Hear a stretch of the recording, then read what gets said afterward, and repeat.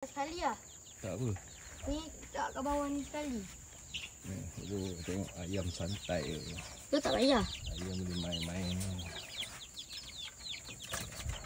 Main di atas. Okay. Ini satu lagi. Kita akan basuh juga.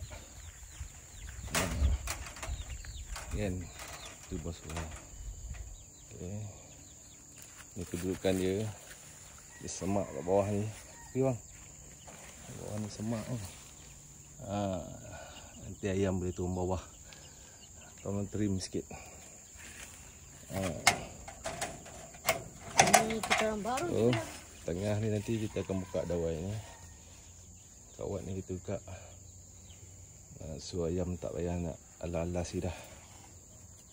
Makanan terabur bawah pun tak apa. Okey saja. Ya, adik lapar. Nak makan.